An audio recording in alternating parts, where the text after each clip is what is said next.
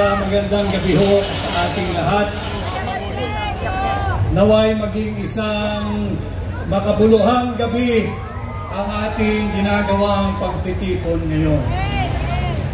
Alam kong mabigat ang kalooban nating lahat. These past few days, talagang mahirap.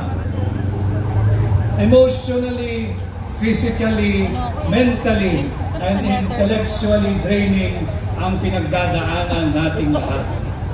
Subalit, napakinggan natin ang mensahe ni Pangulong Duterte through our Vice President Inday Sara Duterte. Nakausap ko ng personal si Mayor Baste Duterte nung nakaraang Thursday at nakitaan ko sila ng katatagan. Nais ko lang siguro ipahatid sa inyo ang naging mensahe ni Mayor Baste nung kami nagkaharap. Hindi ngayon ang panahon upang pumatak ang ating mga luha. Ngayon ay panahon upang tayo'y magsama-sama at higit maging matatag. Ngayon ay panahon upang tayo'y magsama-sama at huwag magpapasindak.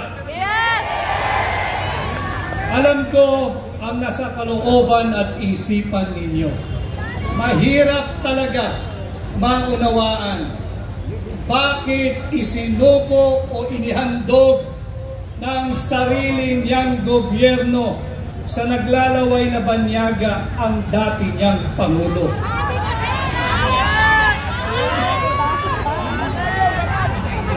Wala na ba tayong batas na umiiral? Wala na bang saligang batas?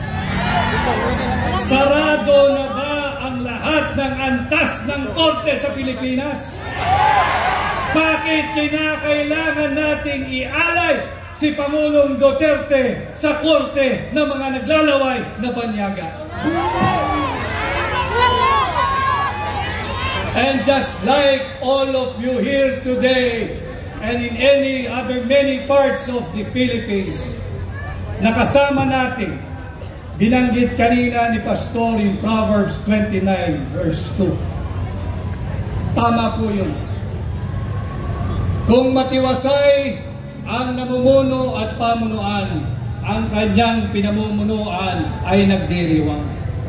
Subalit bakit tayo naririto ngayong gabi?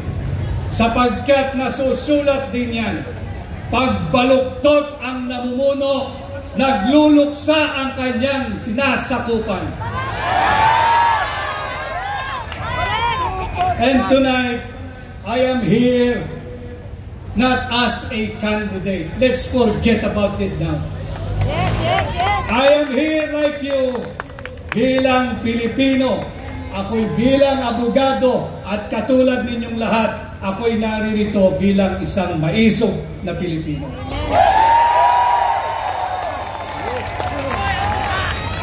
I stand with you, with President Duterte.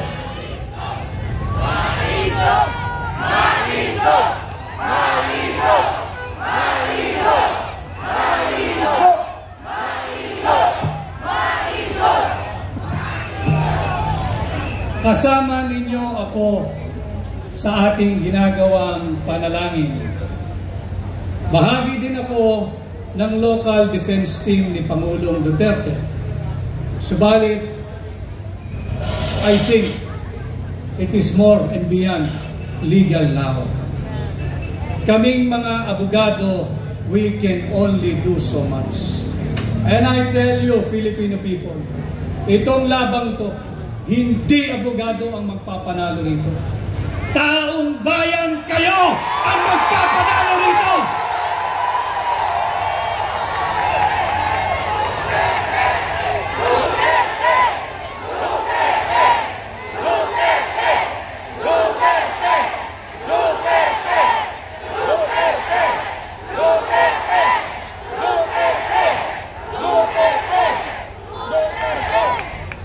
ipagpatuloy ho natin ang ating ginagawa kung ilang araw, linggo o buwan ang darating.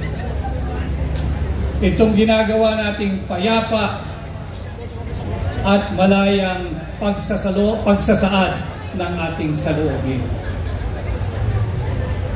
Patuloy tayong magsama-sama, patuloy tayong mag-ingat. At sama-sama natin ipakilala sa buong mundo na sa bahaging ito ng mundo, merong isang Pilipino na kailanman hindi isusuko ang kanyang soberanya, kasarinlan, kalayaan, at kahit nag-iisang Pilipino ay pakilala natin siya sa buong mundo at ang kanyang pangalan ay Rodrigo Roa Duterte!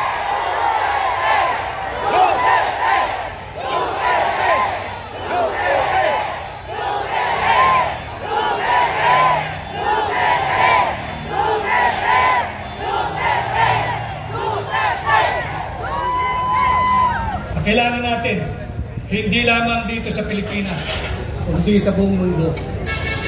Sa kabila ng kanyang edad, sa kabila ng kanyang kalusugan, buong sigasig niyang tinanggap at sinabi niya, walang mananagot na pulis at sundalo sa aking naging polisiya.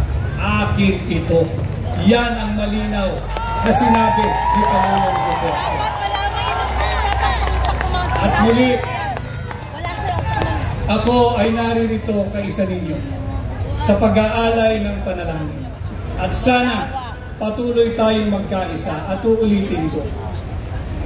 Patuloy nating ipakilala sa buong mundo, hindi lamang sa ICC, na dito sa bahaging ito ng mundo, merong isang Pilipino, ang ngalan ay Rodrigo, na hindi isusuko ang kapwa niya Pilipino sa mga naglalaway na banyaga, sa naglalaway na korte. Ang tawag ay ICC. Maraming salamat. Mabuhay po tayo. Mabuhay si Tatay Digong. Let's bring home Tatay Digong!